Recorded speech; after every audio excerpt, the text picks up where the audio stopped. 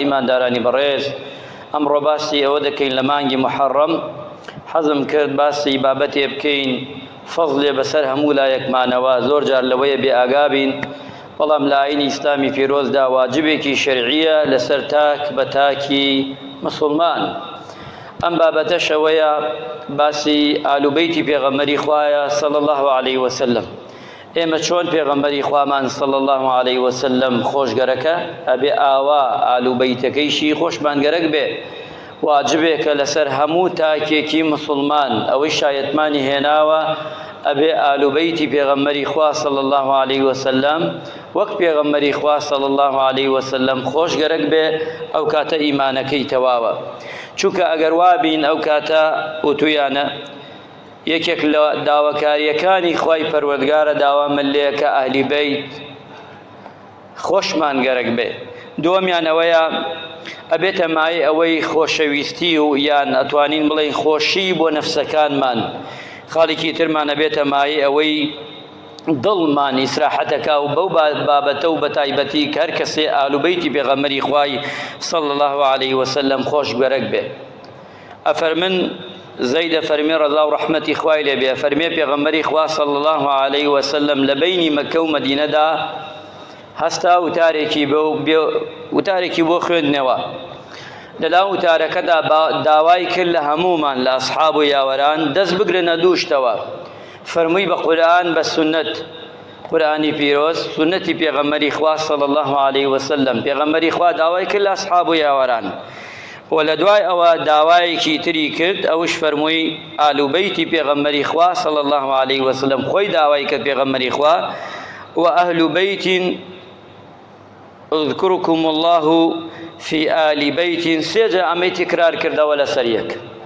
واتا آل بيتي من وآل بيتي من وآل بيتي من خوشتان غرق به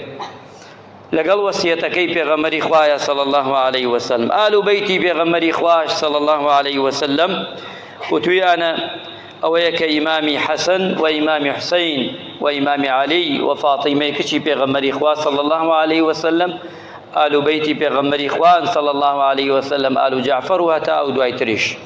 أمانا ملكي إيش كسينين إيمان داران أوي مسلمان بي أبي أماني خوش غرق بي أوي مسلمان بي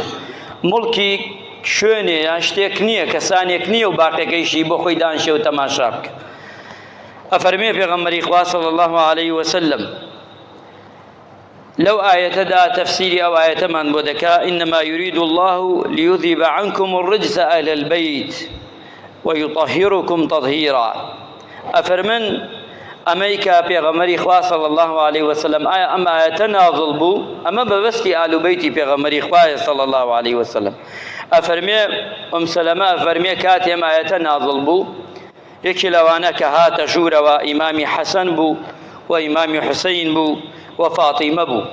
ئەمانە هاتنە ژوورەوە بەلای پێغەمبەری خوا صلى الله عليه وسلم پێغەمبەری خوا صلى الله عليه وسلم باسی ئەمانەی کردی ئەمانە زۆر پاکن ڕجس ئاەتەکە هاتووە هیچ شتێک ناگەیەتە پاکێتی ئەمانە پێغەمبەری خوا صلى الله عليه وسلم لە وەسیەتی ئەمەدا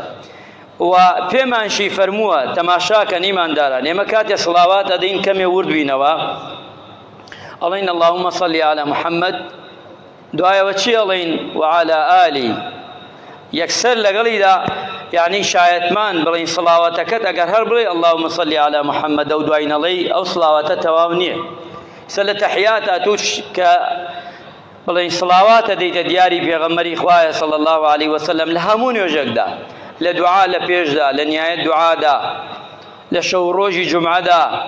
لە هەموو شوێنەکانی تر تەماشا کە سڵاوات بە دیاری پێغەمبەرەدەی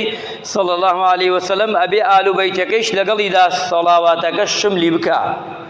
ئەڵێ اللهم صل على محمد وعلى آل محمد كما صليت على إبراهيم یا لە حەدیثێکی تر داتووە پێغەمبەری خوا ئافرەتانی پێغەمبەری بێن ئال و بەیتی پێغەمبەر لە ئافرەتانیشدا بێبەش نەکراوە اللهم صل على محمد وعلى آل أزواجي وذرياتي محمد وعلى آله وصحبه حديثێکی ترمان شەیەبەوە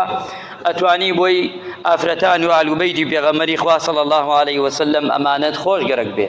ئیماندارانی بەڕێز ئەگەر ئێمە ئەمانەمان خۆش گەرەک بێ چیمانەیە هندي حديث بيغمري خوا صلى الله عليه وسلم باسي يكاب وما نفرمي فاطمة سيد نساء أهل الجنة شون أفرمي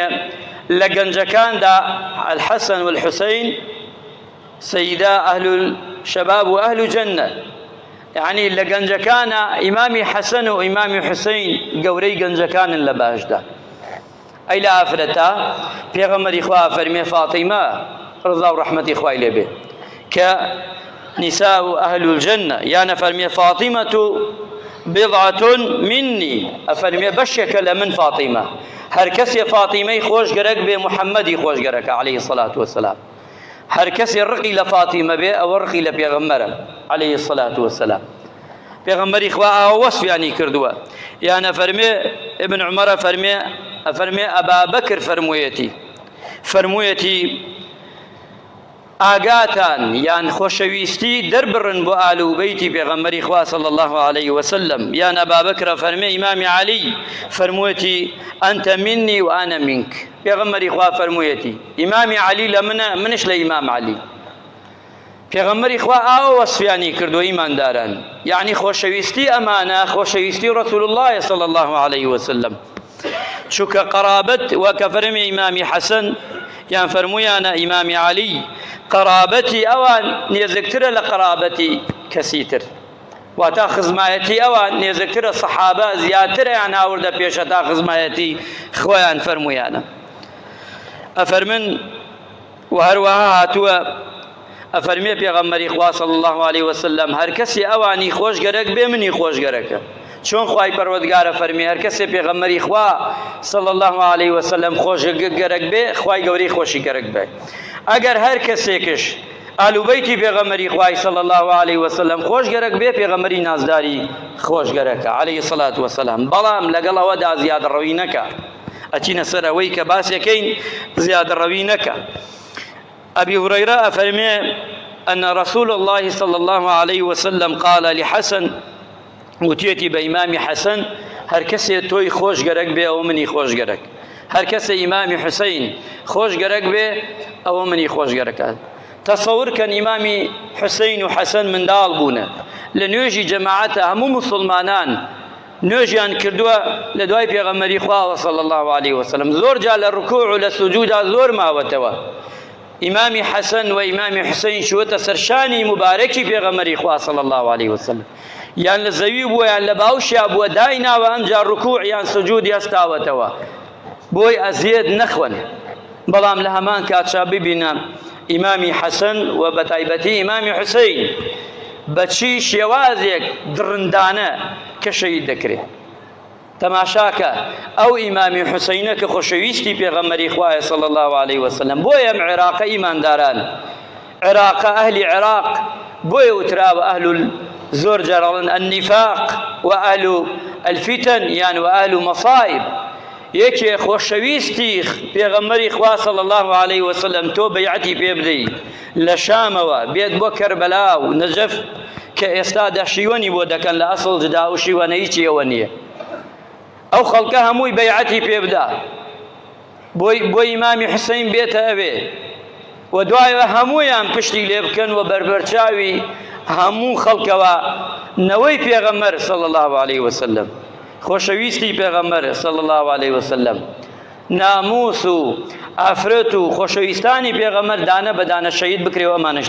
تماشا کن برواتان هبه او خلقانی او کاتا من قناعتم وایه لخلقانی کی استای بینیوش خراب تربونه اوانی وانیوش ناکن لوی غیرتی هم وایه لو کاتا دفاعی هم بکردایه تو ببینی ببرچاوی خۆتە و خۆشەویستی رسول الله سەری لە لاشە بکەنەوە تۆ غیرەتت نەجولێ کێ تەحەمولی ئەمە ئەکا تۆ هەر کەسێ لە ئێمە ئەگەر خاوەن ئینسان خاوەن وجدان بێ زەمیر بێ یعنی لەو کات و سادەدا ئێستا منداڵێک لە بەرچاو تا تەعزیب بدرێ تۆ زۆرجار لە فەیسبووکێ بینێ دڵت قرچەی بۆ ئەکا و سێرەکەی پێی تێکەچی بێ لە بەردەم تا بێ تەماشاکە تۆ ئەمانە هەموویان لەم ئەرزەدا خوێنی ڕژاوە سوکایەتی پێکراوە بە خۆشەویستانی رسول الله صلی الله عليه وسلم بۆیە ئەبێ وریابین غلو لە دین ئاوامان پێیەکا سەرگەردانە بین خوا پەنامان بدا و ئەفەرمنش وتیانە شهد بالرضا لعلي بن أبي طالب رضي الله عنه وراضيبون إمام علي رضا ورحمة إخوائي بفضل كرمي وبيغمر إخوة مجدي أوشي بيداوة صلى الله عليه وسلم. وفرمي عنشا إمامي عمر فرمي بإمام عباس أفرمي والله إسلام بوني تو زور خوش يستر لام پیغمبر خوا فرمي الإسلام بوني كي إمام عمر بو چونك لبروي أما خزمتي قوميتي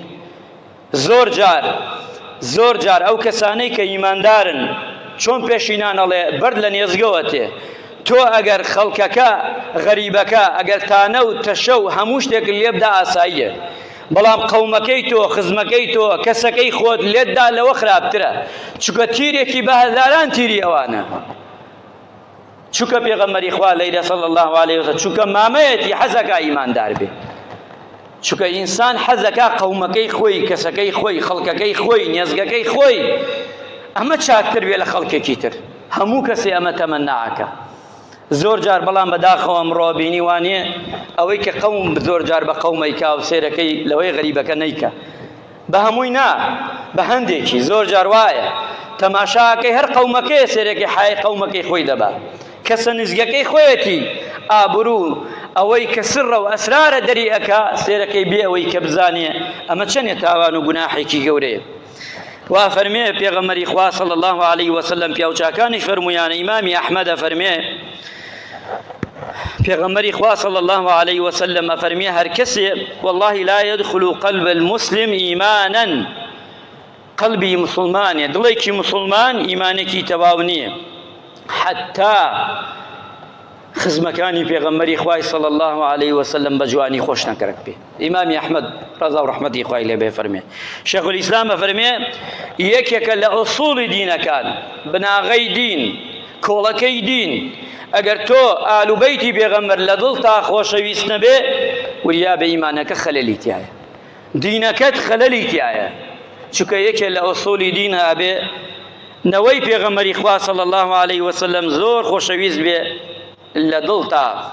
چون پیغمبر اخوة صلى الله عليه وسلم فرمويتي وتيتي آسمان ام آسماني كابيني شوان استيريه افرمي استيري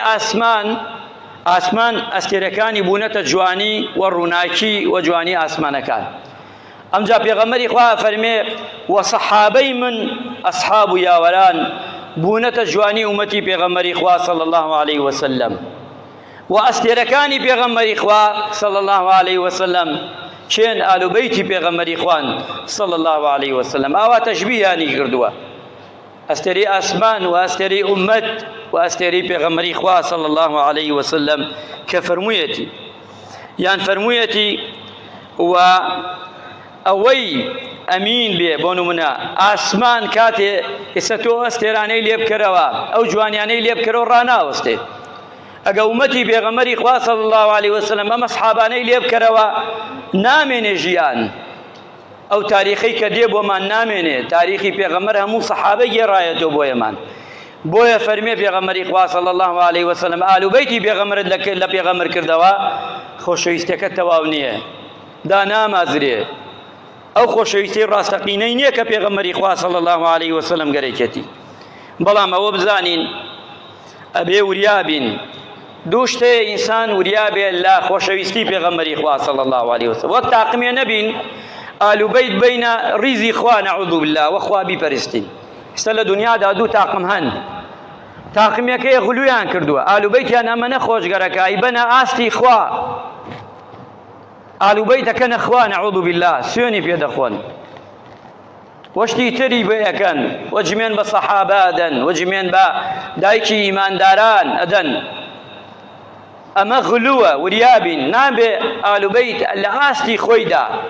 لقد خوشويستي بيغمبر صلى الله عليه وسلم بلام زيادي بكي ببيت آسمان بلا إخوة أما إخوة قبلناك وكوملي دومش نبين إيمان داران كوملي دومش وخوارج وأهل يوانيك الذين درشون